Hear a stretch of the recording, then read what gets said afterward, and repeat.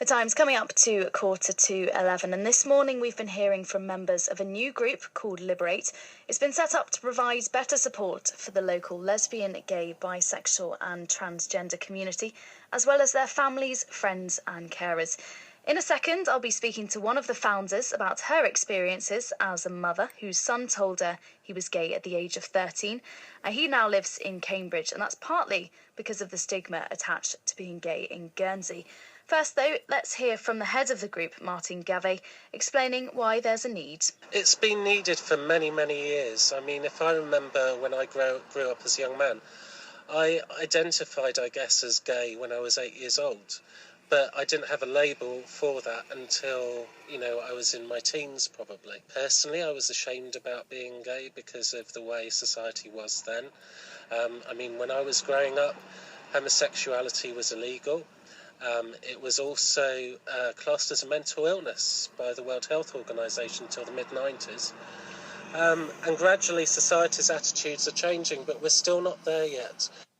I mean, that's just outstanding to hear that it was classed illegal until the 90s. And with me now is Pippa McCarthy. You're also on the committee, and Liberate was launched yesterday. How are you feeling? Oh, great, because it was my birthday, so it was a good day to do it. And my gay son, James, and his husband got married on my birthday 3 years ago. So tell me how you came to be involved in the setting up of this group. Well, Martin contacted me because we know each other, and he knew that James was gay, and we said we'd be interested. My husband Neil is the treasurer and looking after the charitable status aspect, and yes, we all got together because we all have a common cause, really. And that the group says that sexual minorities don't enjoy the same rights and freedoms as others in the island. Just explain exactly what that means. Well, exactly what it means, that's difficult. There isn't even civil partnership in Guernsey. I think it came in Jersey in 2012. Let alone marriage, and there is also an awful lot of misinformation, and it's a bit harsh to call it ignorance, but uninformed opinion about gay people, homosexual people, whatever you want to call it. And really what we want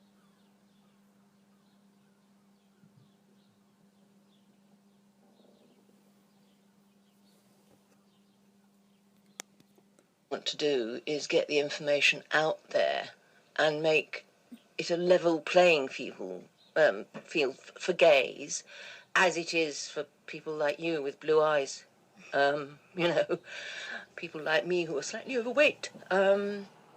It is just ridiculous in this day and age to have such prejudice in what you hope is a modern and informed island. And you mentioned you want to get information out there. What kind of practical changes would you like to see? You also mentioned that we don't even have a civil partnership here in Guernsey. No. Well, the sooner they bring that in. But why bother with a civil partnership? Why not go straight to equal marriage for everybody? One of the things that people sort of harp on about, it seems to me, is this business, marriage is for the procreation of children. What about those heterosexual couples who don't want children, who can't have children? And, gay people can adopt, can have children, whether they're gay or not. I take this idea, as does James, that society must prescribe for people that love each other. You mentioned James. He's your son. Tell us when you found out that he was gay. Well, he told me very casually, I was halfway up the stairs, he was in the hall, that he thought he was gay when he was 13, but he said he'd known more or less since he was about 10. He went through the same anxieties and uncertainties that are caused by society. But it didn't surprise me. You know your own child. And Neil and I said, right, okay. I mean, it wasn't that it didn't worry me, because I knew what he'd be facing. And you have these questions you ask yourself from point of, I mean, I wasn't as informed then nearly as I am now. You know, I thought, what have I done? And a friend of mine, who is also my closest friend, who is also gay, put me right very firmly on that one.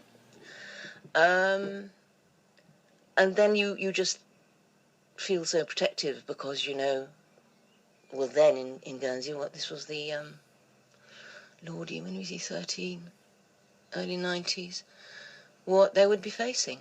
That must have been very worrying for you, that your son, who you inevitably love, is going to be put up against stigma and people judging him. Well, I think angry is probably the best word, without, I could put it more graphically, but angry will describe it, yes. And, you know, from then on, his brothers were very protective of him. One of the things his two brothers said at the reception after their partnership, they were the best menery, they called themselves, and they gave a speech, the two of them in tandem.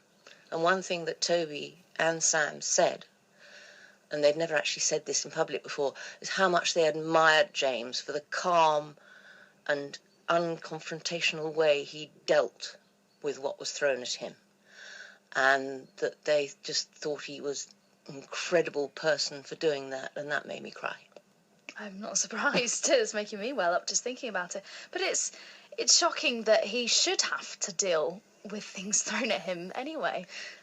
Yes, but when you look at the whole of the world, and you see on Facebook, on the websites, the sort of thing that people say in Nigeria and Uganda and Turkey and Northern Ireland are having to deal with,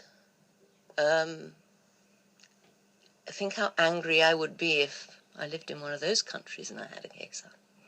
How has your relationship with James changed over the years? Same way as your relationship with any child changes. I don't think it's changed for any other reason. He's the worrier of the three. He's the one that keeps telling me I mustn't drink so much wine. But they're all their own. The fact that he's gay is nothing to do with his personality as such. They all know their own individual personalities, and each one, I have different friendship with each one. And is it frustrating that James has moved to the UK, partly because of some of the stigma that was attached to being gay? Well, it wasn't so much a stigma is a word that has to be owned by the people that are prejudiced. It's not a one that's going to be owned by us. I think he probably would have moved to the mainland anyway, but he's very firm that he will never come back to Guernsey. In fact, in spite of the fact that it's improved quite a lot. I mean, we still have the religious right that are, boning on about it. But Cambridge is a marvellous place for him to live. The two of them, love it there, and it's such an open, easy place to live. But there's an awful lot of others on the mainland, London,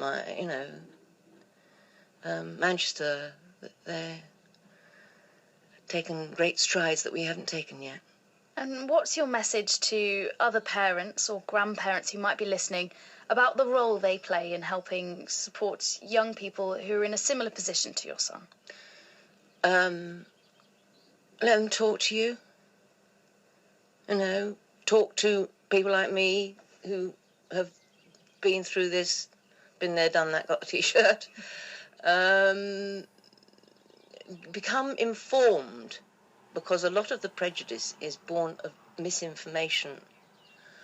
That child, cousin, uncle is still your child, cousin, uncle, individual personality, part of your family, and you love them. And If you could look into a crystal ball now, what would be your vision for Liberate, the group, for, say, 5 years' time? That we have equal marriage, that we have an island that isn't prejudiced, that two women or two men walking down the high street holding hands does not draw funny glances from people.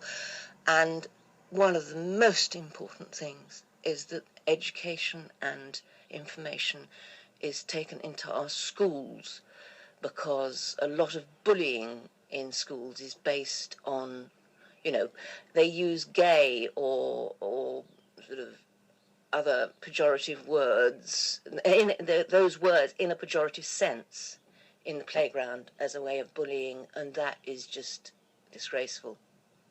And is there any plans for Liberate to go into schools? I don't know. That's not my remit. I would hope that we can, but there again, Guernsey is going to have to take quite a few strides forward, perhaps, before that will happen. But if we can, that would be brilliant. And for anyone listening who'd like to find out more information about this group, it's just been set up. Where can they go to find out more? Well, we're on Facebook. They're setting up a website now. I think you have Martin Gavy's phone number, don't you? Yep. They can phone me. I'm quite happy to have phone calls from people that want to talk.